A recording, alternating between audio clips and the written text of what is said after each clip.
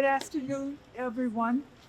The Domestic Violence Roundtable is one of the co-sponsors of this event, and we're so happy to see you and to thank the police for coming to make us look like they have a lot of people in town. This is the 16th year that we put on this information event for people for Jennifer Lynch in her memory. And we're just so grateful that you showed up. We have a lot to do to keep the information flowing, obviously. And the district attorney told me 6 months ago when I asked him about the domestic violence issues in Norfolk County that we're part of. And he said that it's getting more violent. So that's something that we have to make sure we're getting the information out to families of the resources, and you'll find them on the back of your purple agendas with this kind of resources in town and an active police force. We should be doing better than we're doing. And we also have a new thing coming up, and I'll tell you this and you're welcome. Artificial intelligence is on our doorstep, and we need help with putting together programs for the PTOs, for the students, and for other groups in town, just to get information on what to look for, how to protect children, and the police are going to be willing to help us as well. So thank you, and the next speaker is going to be Cheryl Malloy.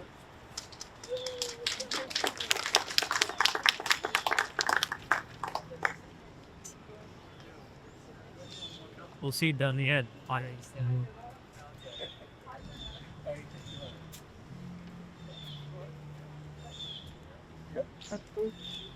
Good afternoon, everyone. I want to first say thank you all for coming out today. My name is Cheryl Malloy. I'm a detective sergeant at the Brookline Police Department, specializing in domestic violence, sexual assault, and juvenile crime. My supervisors are here from the command staff, Deputy Richard Allen, and my direct supervisor, Lieutenant Brian Sutherland. Without their support, my unit wouldn't be able to do the work that we do, so we appreciate you guys so much, and thanks for coming out.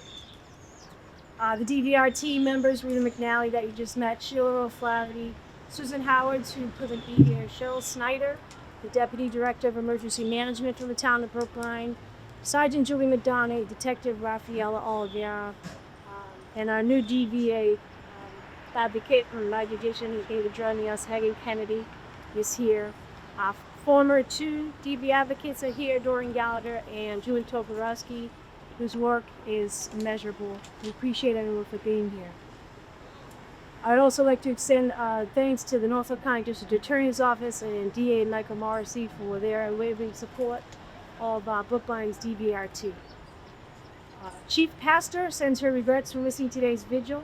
Chief Pastor is at the Massachusetts Police Association's convention where she is presenting the 2024 Life Saving Award to 2 Brookline police officers, Officers Hetnick and Ragovic, for their actions last year when they responded to a very serious domestic violence call where a man was violently assaulted with a knife by his wife. And their actions that might save that man's life. So that's why she'd be here when her father's interesting that she's there hitting that particular award today. Next, I would like to speak about the young woman we are here to remember today, Jennifer Lynch, Brookline native who was murdered by her husband on February 14, 2006. She was only 34 years old. As many of you know, Jennifer's mother, Patricia Patty Norman, was also a Brookline native and was the force behind the founding of the Jennifer Lynch Foundation and the building and dedication of this beautiful garden of remembrance in Jennifer's name. Patty has retired to Florida and has always sent her profound message. Please speak up. I would rather you lose a friend for a week, a month, or a year than to lose a friend for life. Thanks for bringing Brookline to the forefront of stopping domestic violence. As we all know, domestic violence knows no boundaries, no community, no socioeconomic status, race, gender, sexuality, or any other identifying factors is immune to domestic violence. We at the Brookline Police were pioneers in responding to domestic violence when the department established DV unit in 1995, consisting of a detective sergeant, a specialized detective, and a domestic violence advocate who work as a team to support their victims through some of the worst moments in their lives. Unfortunately, my team is always busy. Some statistics year to date, 2025. Calls for domestic disturbances, 84. Arrests for domestic violence, 28. 209A and 258E restraining orders issued year to date are 80 in the town of Brookline. Here in Massachusetts, we are very lucky that our legislatures continue to support laws to combat domestic violence. Recently, Massachusetts introduced a new law under the 209A umbrella titled Coercive Control. Oftentimes, people believe that domestic violence is always physical in nature. This new law recognizes that coercive control is a form of domestic abuse. It is so important that victims of this type of domestic abuse understand how coercive control means. Recently, the Brookline Police Department had a mandatory training for all sergeants and lieutenants on domestic violence laws. Armin John Summerfist Chef, the head squad in law enforcement dimensions, who has been teaching police officers in Massachusetts for 3 decades. The following descriptions of coercive control is taken directly from that training. Intent. With the intent to threaten, intimidate, harass, isolate, control, coerce, or compel compliance. This misconduct includes isolation from friends, relatives, or other supporters, to deprive a victim's basic needs, to control or monitor, including by technology, a victim's activities, communications, economic resources, or services, to compel a victim to avoid or engage in activity, including crime, to threaten to harm a victim's child or relative, to threaten to abuse an animal connected to the victim, intentionally damage the victim's property, to threat to publish sensitive personal information about the victim, and impeded court actions not based in law and whip shape. I think what is most important in including coercive control as a violation of law empowers victims to report these crimes to the police and/or apply for a civil restraining order and cite the acts of coercive control as the basis for the fear it creates to obtain a restraining order. So many victims are in relationships where walking on eggshells has become normal, and they may not recognize that some of the behaviors their partner is engaging in is in fact abuse and against the law. In closing, I would just like to say that the Brookline Police are a resource for community members to come to for help. We are here to serve you, and we are highly trained in the area of domestic violence. Domestic violence is underreported. Studies have shown that victims experience abuse from an intimate partner 8 times before they report, and oftentimes 911 is called by a third party. If you or someone you know may be in a situation where they feel unsafe, we are here and available to help, not only through legal channels, but also with our many partners who specialize in victims assistance agencies like REACH, BARC, My Life, My Choice, Journey to Safety, Second Step, and others. I want to thank all of you for coming today, and special thanks to Brookline Domestic Violence Roundtable.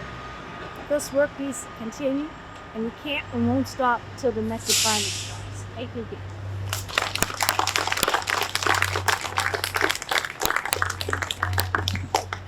Thank you, Cheryl. And now I'd like to invite our Norfolk District Attorney, Michael Marcy, to say a few words. Thank you, Cheryl. Cheryl actually stole some thunder. I didn't have to click all the figures. I guess the point that we wanted to make is the same, is that it's often underreported and happens in every community. And in spite of the good work that all of you do here in this community and the various groups, and Cheryl touched upon that as well, the District Attorney's Office, we also have a good team at the court. One of them's hiding down back, and we work closely with you when there's a problem. We all work together, and the biggest thing is to try to keep people safe. And in fact, I didn't realize that the domestic violence unit is back 30 years now, and that's actually a little bit out of the ordinary for most of the communities in Norfolk County, is the commitment and the involvement of your own community, your police department, victim advocates is really a little bit different than I see across many sections of the county. And I think that really helps make a difference. It's trying to tell people we're here to help. But often it's complicated cases, and I know the police officers, it's been kind of ingrained in the is that those are probably some of the most dangerous situations they face. They go into a domestic violence situation, and they just don't know what they're going to get, and how heated it can be and how dangerous it can be, both for the people in the houses and for the officers themselves. and we try to work with the complicated cases, and we have well-trained people, and we all look for a lot of factors go into it, especially getting a victim to cooperate. If you think about it, they have to be concerned about financial concerns, child custody, DCF, housing and food security, personal safety. So there's a lot of balls in the air that we really have to work closely with, and having trained and people who are willing to spend that time to work with people that find themselves in a situation is very important. But to get the word out that there's help out there is equally as important. And even though, the half full, half empty, I always look at it, there's more cases that I think we're doing a good job of not doing enough. And so I wanted to say that the prosecutors and the victim advocates all do have specialized training. If we had high risk, and we still have high risk meetings, and the police are aware of that, but we had to change the format since they changed the criminal rules procedure, is that the requirement for us to terminate the documents, and we had a more open discussion with some of our partners. Now it creates more of a burden on discovery. So we're still having those meetings, but without necessarily having our partners present in the room, just in knowing on it. So I found the quickly trained district attorney assigned to each of the cases. And unlike a lot of cases in America, that the special duty prosecutor stays with the case and the arraignment all the way to the conclusion. As they begin to navigate, and not until that truth is specified. And finally, I think that's to say that your work in the courthouse, and the other truth to the same thing. When you assist any kind of victim, they ask to before a judge, you get a restraining or a health or prevention order. To try to walk them through the process, to educate them and make them comfortable so they feel they're safe going forward. And we try to provide the resources and the support to help victims, because that's not the voice there, trying to keep people safe. So it's a pleasure to be here to speak to you, but it's unfortunate we still have so much work to do to get this word out. And that's why a gathering like this during this month, I didn't wear, Rita made me wear the right colors. So just want to say thank you all for participating, and continue to get the good word out, the great work you do here in the town of Brookline. Thank you. And I'd like to invite our next speaker from the Brookline Select Board, Mr. Bernard Green.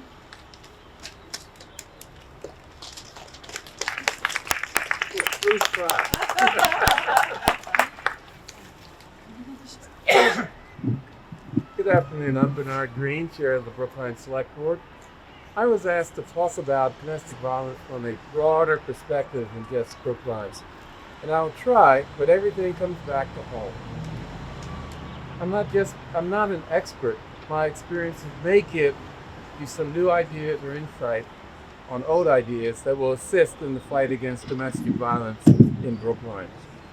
Let me start by giving a so-called trigger warning.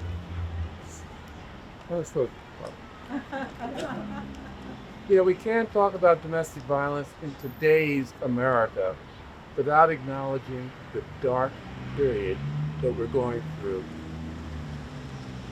And, if I may say, the role model in chief, who is the source of many of our difficulties. Let's talk about something that's from another state that may be interesting and useful here in Massachusetts. As some of you may know, when I lived in Tennessee, very different from Massachusetts, I represented the Attorney General and served as the General Counsel for the Domestic Violence State Coordinating Council, which was established and funded by the legislatures to develop model policies and training curriculums for law enforcement agencies and the courts and batterers intervention program rules. The council has been extended and still receives an appropriation from the state budget, even though Tennessee is, anyway. The State Coordinating Council became part of a nonprofit group called the Tennessee Coalition to End Domestic and Sexual Violence, which had a broader mandate. It was formed by a group of advocates in the 1980s as part of a movement in family violence in Tennessee. It was charged with the difficult task of changing societal attitudes and institutions that promote and condone violence. I mention this because it's important to understand that domestic violence and sexual violence against women are not separate issues. Sexual violence against women is not about sex. It, like domestic violence, is about what we call power and control and domination. Changing societal attitudes and institutions, which we tried to do in Tennessee, must be a priority task for the domestic and sexual violence community in every state and outside of the United States. It's more difficult today when the country's role model in chief, as I call him, the proud practitioner of power and control and domination, including of women. That reality, and this is important, those of us who have kids should remember that that reality is telling our sons that dominance and violence against women is acceptable and in fact expected. And it is telling our daughters the same thing, and that they should accept it as normal. That makes the job of ending domestic violence and the advocates, the job of the advocates that we have there, much, much more difficult. But the job is difficult. We can't give up or succumb to the demands of what I call the darkness. What then we do? Like I said, I'm not an expert, but I thought of a few things that are important for us to remember and try to do to make sure that we still move forward on the fight against domestic violence despite the surrounding dark times. We've had dark times before in domestic and sexual violence prevention when those programs were not supported. Maybe we can learn from the committed and strong women and men who persisted during those earlier times. Let's find out what they did. We need to come up with new and creative strategies to resist the effort to impede the fight against domestic and sexual violence, and to continue the vital programs that exist now and new programs needed in the future. Don't reduce your support to those individuals and communities that are under attack. They include the LGBTQ community, especially trans community. They also include immigrant communities, including those who are undocumented and who fear deportation or other consequences and don't seek help when they need it. And we should recognize that's not just the role model in chief that we have to be aware of impeding our efforts. It's those corporations, universities, law firms, and yes, even local governments who are changing policies, eliminating forbidden words, and generally be overly eager to slander and please those who would like to turn back the clock on domestic violence and many other things. Unfortunately, the Department of Justice and Health and Human Services, which provided incredible support to the domestic violence community over many decades since the Violence Against Women Act and before, is now implementing funding freezes, rescinding grants, imposing new restrictions on recipients. Don't despair, respond by developing skills that we need to find alternative sources of funding to replace those that we're losing from our government.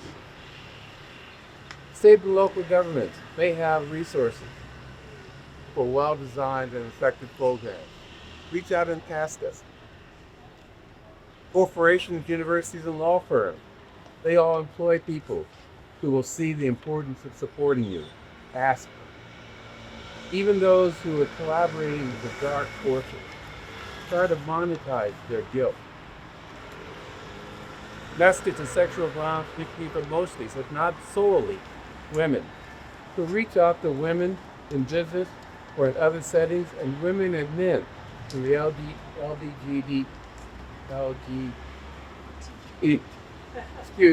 community. Seek their support with well-designed and proven programs that they will want to support.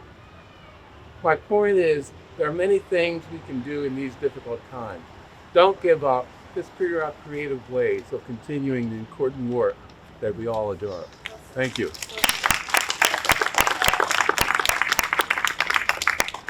Thank you. And I would like to now welcome our state representative on the tour to come and take your words, please.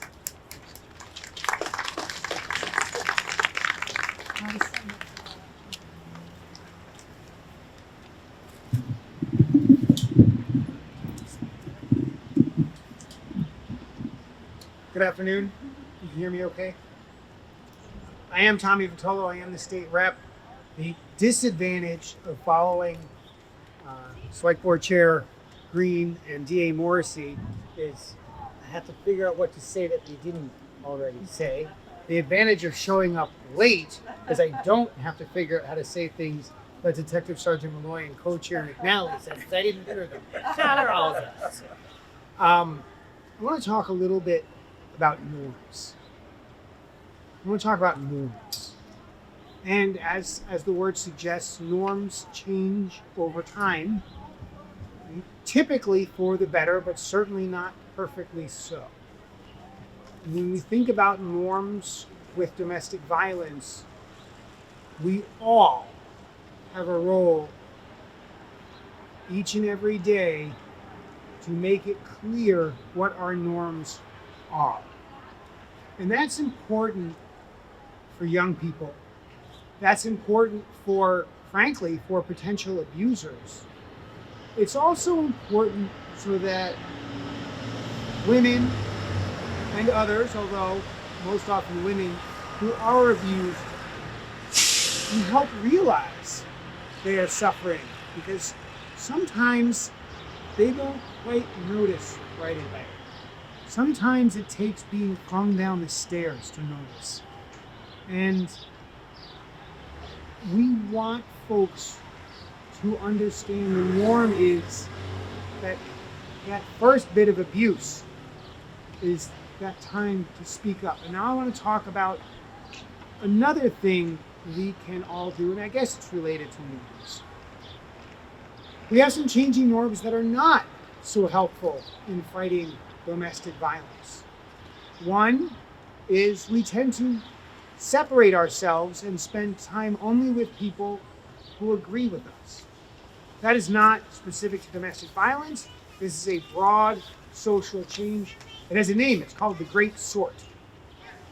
The problem with only spending time with people who agree with us is it limits who we're comfortable trusting, who we're comfortable talking with, and who we're comfortable reaching out and saying, hey, if you need something, you call me.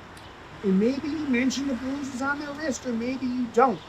But you let them know that you're available for them, even if you didn't vote for the same person for president, even if you drive different vehicles or prefer different housing stock or anything else. And so, to the extent we can, our community is stronger when our phone is in our pocket as we walk the sidewalks. And when we make it a point to connect with people who aren't quite like us. And one of those reasons, one of many of those reasons, is when someone is being abused and needs help, the rest of us are more likely to notice, are more likely to offer help, and are more likely for that help to be accepted. Because this is a problem that we obviously here all care about. And it's a problem that we can only minimize if we all are doing our part all of the time. And most of the time, that's not being a superhero, that's being available. So let's try to do a little more of that too. Thank you.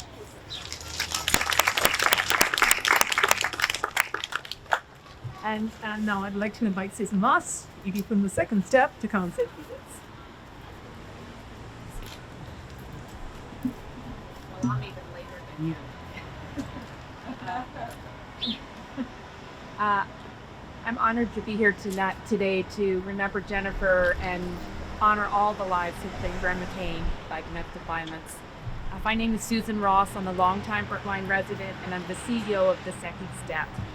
The Second Step is based in Newton, and we serve people all over eastern Massachusetts. We help survivors move from danger to long-term stability through crisis intervention, safety planning, legal services, and community-based support. We provide resources and funds to help people escape, stabilize, and begin to heal, and make sure that everyone experiencing domestic violence has a place to turn and a path forward. Our message to survivors is simple and clear. We see you, we believe you, we are here for you. We are grateful at The Second Step to be deepening our partnership with the Town of Brookline to build a stronger network of safety and support. We're working closely with housing staff, town departments, and community members to expand awareness and provide residents and employees with the resources to recognize and respond to signs of domestic violence. We have a new prevention and education program that's doing exactly what Representative Portola was talking about, to help people recognize signs and trust their gut and know what to say when they think something's wrong. It makes a difference when a survivor's community refuses to turn away. When there's a coworker who checks in, a housing staff member who knows the signs of abuse, a supervisor who listens with compassion. Each of these actions can change or save a life. I'm so proud to live and work in a community like Brookline that chooses awareness, empathy, and action. Thank you for standing together, for remembering, and for helping build a community where every survivor can find hope and healing.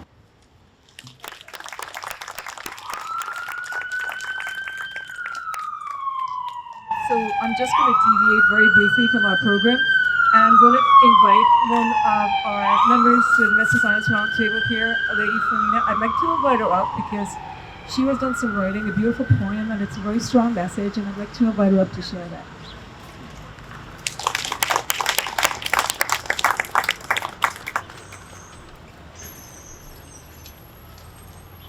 Sorry, I have to get my glasses so I can read to you.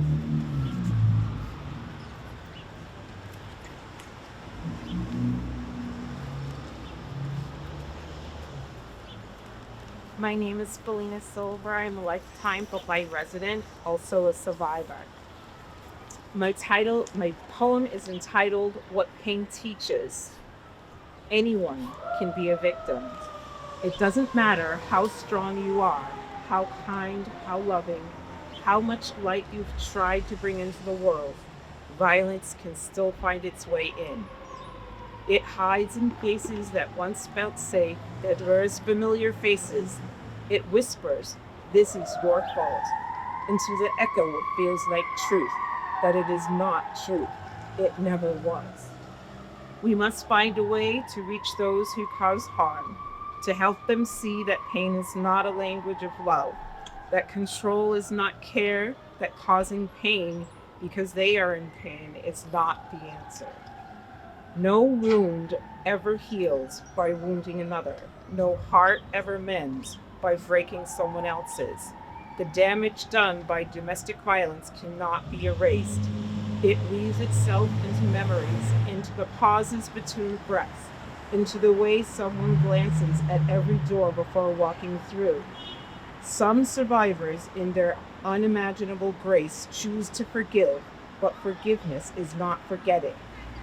It is not an invitation to bear again what nearly broke them.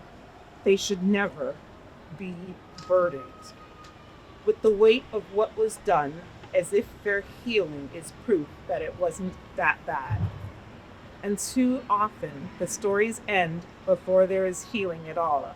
Too often, the names we say at vigils belong to voices that were never truly heard in life. To the ones who didn't survive, we speak your names softly tonight and promise that your stories will not be lost in silence. To those who did survive, your breath is an act of defiance. Your healing is a revolution. Your courage teaches us that survival is not just staying alive, it's learning to live again. to trust again, to love yourself the best. And to anyone still living in fear, know this: you're not alone. There is help, there is hope. The pain that binds you now does not define you forever. Love is not meant to hurt, it's meant to hold, to lift, to see you whole. May we build a world where no one can truly control with care, where tenderness is strength and where peace, real peace, is what we teach our children about what love looks like. Thank you.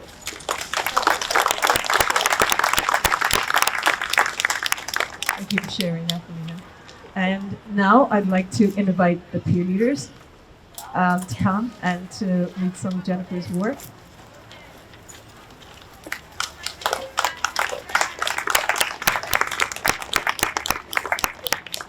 So I'm Abby Dean. I run the peer leadership program with some of my colleagues over there. Jennifer was a poet, and they're going to share some of their poems with you, of her poems with you. But first, they're going to introduce themselves and talk about where they are in spirit. Who wants to go first? Go, Okay, yeah. Hi, my name is Tian Liu. I'm a junior at VHS High School. I'm Barbara Naya. I'm also a junior at DA. My name is Chora. I'm a junior at Brookline High School. Hi, my name is Anna. I'm a senior in Brookline High School. Hi, my name is Navina. I'm a sophomore at Brookline High School.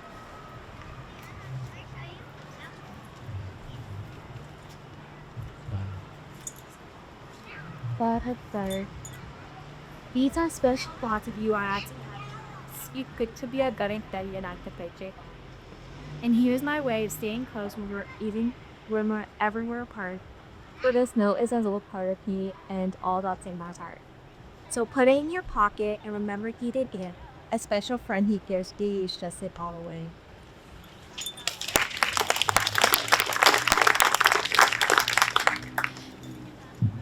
A night's hauntings. Long shadows in a haunting. Night never dissipate. To let a person know their heart's strongest fate. Sometimes night breeds confusion as pictures fly on by. Things we don't want to know, no matter how hard we try. Shall we run screaming to save ourselves at last?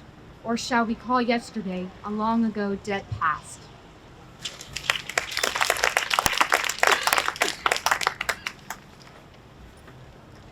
Advice to my child on growing up in life. You are unique, my child, a wonderful addition to life, for there is no one else like you. You are important. Believe it. Know it. Allow your realization to radiate among your fellow men. Be yourself, and try to be the best you can be. Search your heart, and be willing to try new things. Don't be afraid to be different. Follow your feelings, and be proud. Be happy. Be yourself. Become new experience for other people, where they can learn from you. Reflect your feelings, your hopes, and your dreams. You have much to contribute. Take your time, and please don't hurry. You must reach out and help others to grow, for the more you give, the more you receive. Your time on earth is a measure of progress, year by year, for each year will present you and different opportunities. Enjoy what is important and beautiful in life, my child, and try to achieve one of the highest goals in life: to love, to care, to give, to share.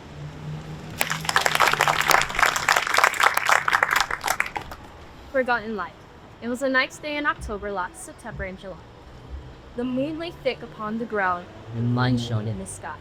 Flowers were singing sweet, the birds were happy. So I went into the cellar to sweep an upstairs room. The time was Tuesday Monday, on Wednesday just at night. I saw 1,000 miles away, a house just out of sight. The walls projected backwards, the front was around the back.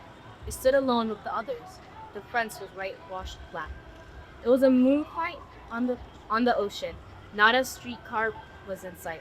The sun was shining brightly, and it rained all day at that night. It was summer in the winter. The rain was falling fast. A barefoot foot in shoes. I stood sitting in the grass. It was evening and arriving, sun slipped setting in the night. With everything got his seat, I suited from my seat.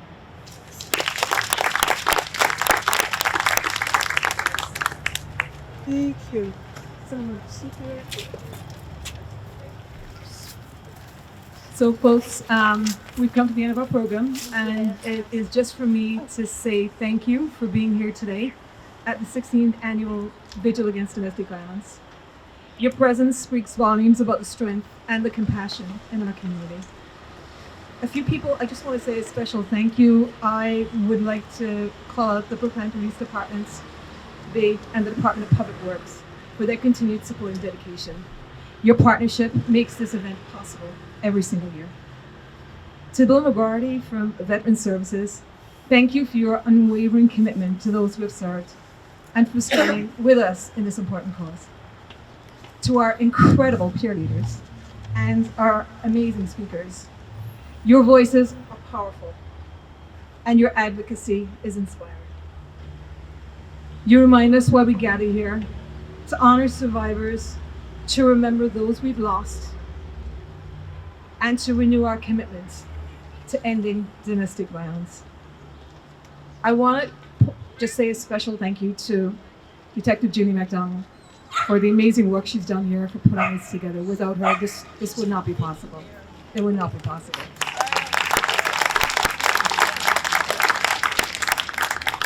And finally, to you, to each member of our audience, thank you for taking the time to be here. Your presence matters. Together, we are building a community rooted in safety, respect, and hope. So let's take that message forward and have a wonderful afternoon. Thank you. And the most important part, refreshments are inside and we've got those amazing cupcakes. So please come and partake. You're all so welcome. Thank you. Because I can't wait to